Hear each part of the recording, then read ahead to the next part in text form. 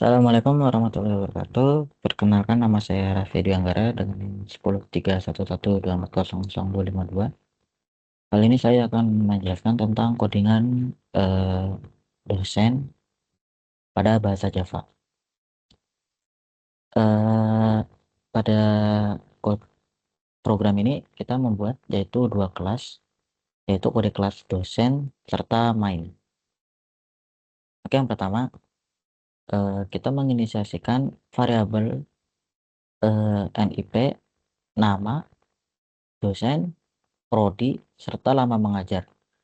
eh NIP ini menggunakan string, nama menggunakan string, prodi juga menggunakan string, dan double menggunakan lama mengajar menggunakan double. Kenapa saya memilih untuk menggunakan double? Karena kita bisa menghitung untuk agar kita bisa menampilkan lama mengajar dosen yang menggunakan koma di belakang, kayak semisal 2,5 tahun, 3,5 tahun, 1,5 tahun gitu. Lalu kita membuat konstruktor di sini dengan menggunakan this. Ini pertama prodi. Setelah itu di sini saya membuat fungsi tampil ya, eh, untuk mencetak data sendiri, karena kita tidak menggunakan getter, jadi kita menggunakan eh, untuk mencetak teks. Jadi ini akan ditampilkan nantinya. Karena file hanya satu, karena filenya satu kelas di dosen, jadi kita lanjut ke main. Untuk main kita mengimpor ini ya, tiga library, yaitu library ArrayList, iterator, serta scanner. ArrayList ini itu merupakan sebuah library untuk membuat sebuah array. Jadi agar data yang dimasukkan itu, maksudnya data dosen ini kan dapat berubah-ubah. Jadi kita perlu menggunakan array agar data yang dimasukkan itu dapat diubah-ubah tanpa harus mengubahnya secara manual. Lalu iterator itu untuk menelusuri sebuah eh, daftar pada ini dosen ya, dan dapat menghapusnya. eh,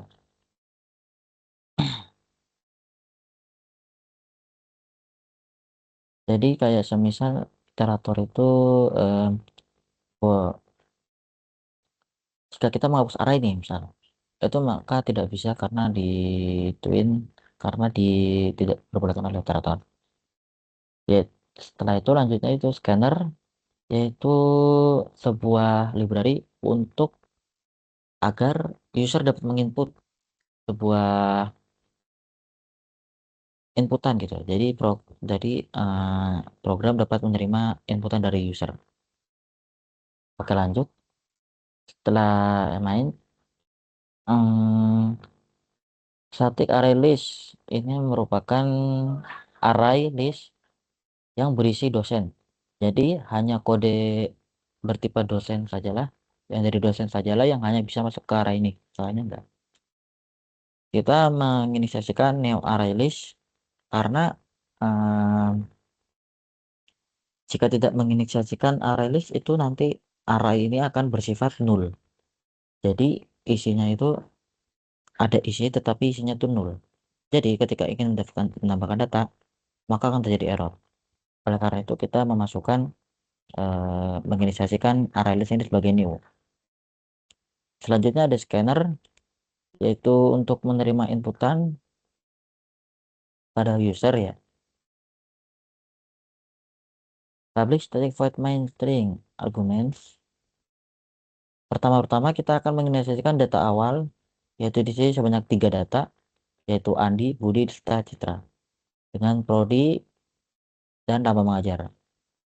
Kenapa sih walaupun tetap 4 tahun itu kan 4 biasa ya, kenapa harus tetap menggunakan titik nol? Karena kita menggunakan tipe data bertipe double. Jadi di sini ada 3,5, 4,0, 1,5. Setelah itu kita membuat eh, tampilan menu di program ini agar bisa dipilih oleh user dengan menggunakan while do. Integer pilihan, maksudnya ini pilihannya itu bertipe angka, jadi 1 sampai 0. Makanya di sini itu menggunakan tipe data integer untuk pilihannya. Lalu di sini ada untuk menampilkan menunya, yaitu menggunakan print ln ya. Pilihan ini selanjutnya akan dimasukkan di fungsi ini, integer parser line ya. Lalu untuk pilihan kita menggunakan switch. Jika kita memilih satu, maka kita akan menampilkan semua data. Jika kita memilih angka 2 pada menu, maka akan dapat menambahkan dosen. Begitupun seterusnya. Jika pilihannya 0, maka program akan otomatis keluar. Dan jika out, uh, inputan kita tidak ada di sini, misal kita input 6, maka program akan mencatat pilihan tidak valid. Oke, selanjutnya yaitu static void tambah. Kita membuat fungsi menambahkan dosen ya. Dengan pertama ini kita eh jika kita memilih satu, maka sistem akan menampilkan ini nih ya, menu ini. Metode ini yaitu menggunakan meminta input dari pengguna satu per satu. Lalu sebelum menyimpan, ia akan melakukan duplikasi NIP. Ini dia. Jika NIP atau ya, jika NIP yang ditambahkan itu sudah ada, maka sistem akan masuk dan program akan mencetak NIP sudah ada.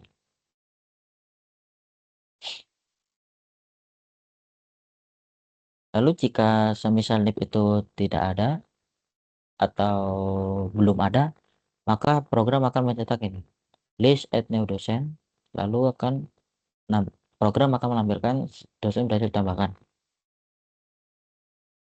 Setelah itu untuk fungsi yang kedua yaitu menampilkan semua, di mana kita menggunakan if saja tidak else ya.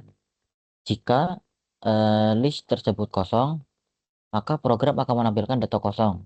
Lalu program akan meretur atau mengulang kembali.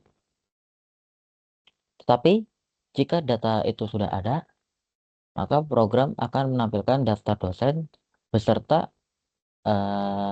daftar dosen di dalam list yang sudah dimasukkan tadi. Jadi dosen yang ditambahkan tadi akan masuk ke dalam ini list add. Setelah itu kita memanggil fungsi d itu untuk dosen ya. Di sini kita menginisialkan d itu sebagai dosen. Maka setelah itu akan ada fungsi tampil untuk menampilkan.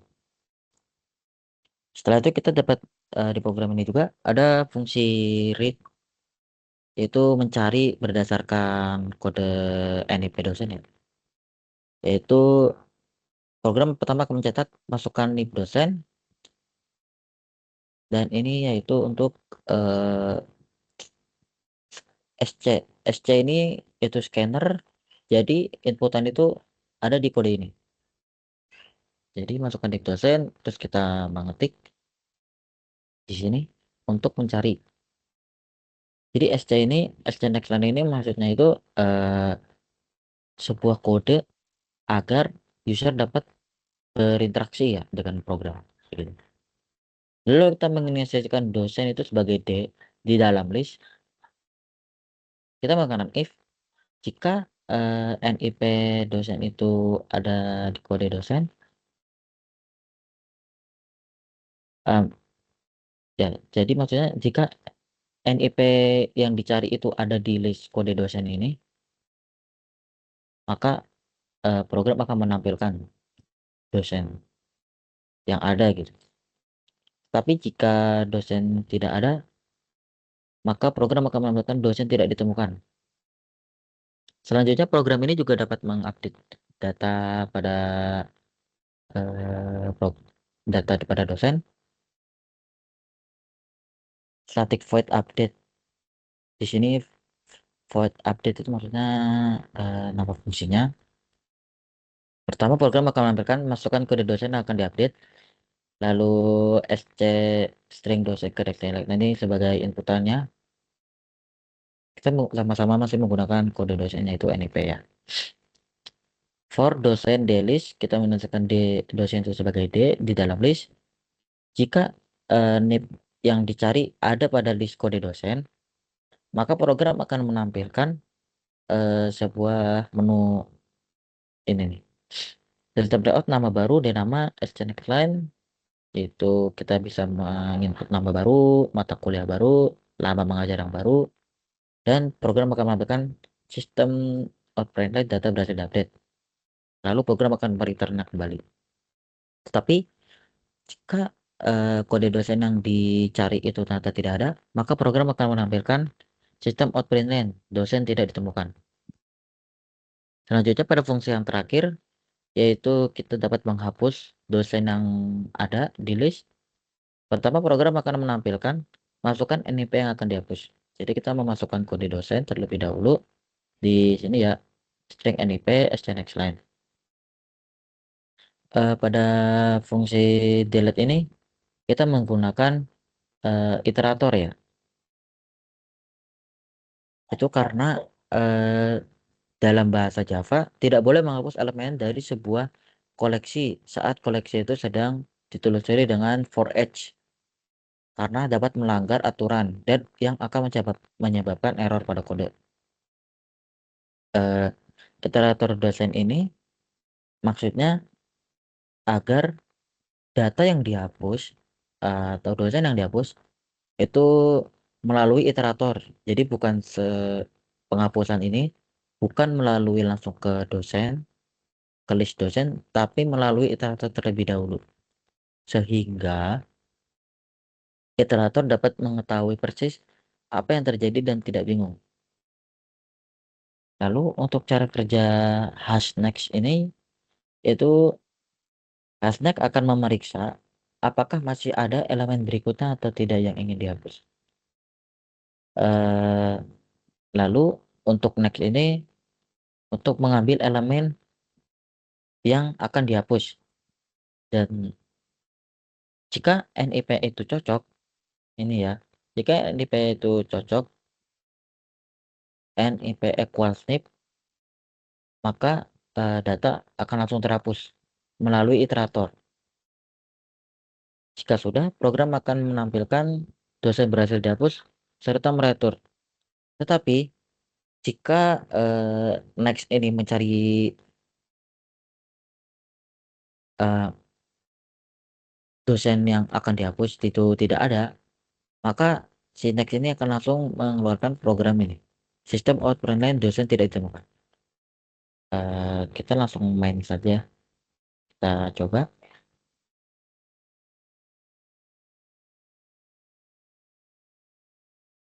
Kita lihat di sini ada menu yang ditampilkan oleh ini tadi ya. Ini menu yang di do, while do. Misal kita pertama ingin menampilkan dosen yang telah ada. Jadi kita mengetik satu. Nah, dosen yang masuk ini sudah ada. Ini 001, kode dosen 001, 2, 3. Lalu kita dapat menambah dosen yang ada. Kita memilih nomor 2. Kita misal nih ingin menambah kode dosen yang sudah ada untuk memastikan bahwa kalau semisal kita menambah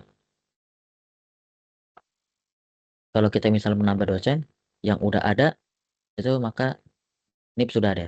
Misal kita nama NIP-nya itu 001 ya, karena kita udah ada ini misalnya. Namanya misal Raka. Prodinya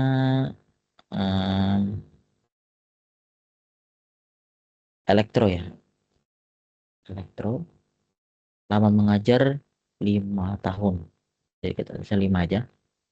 Nah, maka program otomatis akan mengecek nih, NIP sudah ada, karena NIP 001 ini sudah dipakai oleh Andi. Kita coba dengan yang belum misalnya ya. Di sini kan udah dari 01 sampai 03. Maka kita akan mencoba 004. Namanya misal Dani. Prodinya itu elektro ya.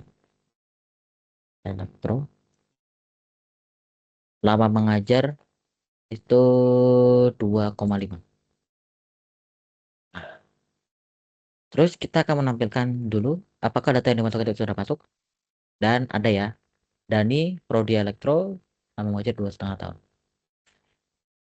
Tentunya kita bisa mencari kode yang ada. Misal kita mencari 003. Nah, di sini yang sudah ada, sudah muncul ya. Jika kita mencari kode yang tidak ada, sini ya, mana ya, yang mirip sini ya. Misal 005. Nah, dosen tidak ditemukan ya. Berarti codingan ini sudah berjalan dengan lancar. Lalu kita dapat mengupdate eh, dosen yang ada. Masukkan kode dosen yang akan diupdate. Misal 004. Nama kode baru yaitu Rusdi misalnya. Nama dosen barunya Rusdi. Mata kuliah barunya itu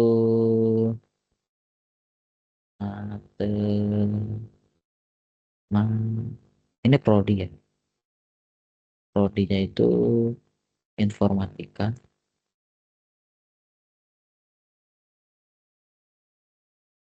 Lama mengajar baru misalnya 3 tahun. Data berhasil diupdate. Kita lihat apakah berhasil diupdate. Ini ya sudah ya. 004. Nama Rusdi prodi informatika. Lalu kita dapat menghapus kode dosen yang ada dengan mengetik nomor 5. Masukkan NIP yang akan dihapus. Misalnya kita hapus 002. Hanya dengan memasukkan NIP saja, kita sudah dapat menghapus dosen yang ada gitu. Kita lihat. Nah, 01, 03, 04. Kalau infonya tidak valid, bagaimana? Seharusnya kalau di kode, ini kan pilihan tidak valid. Cuma sekitar 9. Nah, pilihan tidak valid. Ini berarti kodenya benar ya. Dan untuk keluar, kita mengetik 0. Sampai jumpa. Proses finish. Jadi itu menandakan bahwa kode ini berjalan dengan semestinya ya. Program ini mempunyai peran yang tidak sembarangan dan saling melengkapi gitu. Seperti fungsi iterator untuk menghapus, equals itu untuk memastikan NIP itu yang dimasukkan oleh user itu benar atau tidak. Dan ada dual, ada fungsi dual yang itu untuk menampilkan fungsi menu. Jadi setiap fungsi-fungsi ini memiliki fungsi apa kegunaannya sendiri, di mana equals ini saya sebagai perbandingan antara NIP yang ada di dosen atau NIP yang ada di inputan ini benar atau sama sama inputnya atau tidak. Lalu ada iterator agar data yang dihapus oleh fungsi penghapusan data itu tidak langsung ke data tetapi melalui iterator agar tidak terjadi error pada kode. Lalu ada menu, ada fungsi do while untuk menampilkan sebuah menu di terminal ini. Jika tidak menggunakan beberapa fungsi itu, mungkin program akan error. Dan misal kita tidak menggunakan equals, kita mungkin dapat menggunakan sama dengan mungkin ya. Tapi di sini kita menggunakan equals. Itu saja yang bisa saya sampaikan. Kurang lebihnya mohon maaf. Jika ada pertanyaan, mohon komen. Assalamualaikum warahmatullahi wabarakatuh.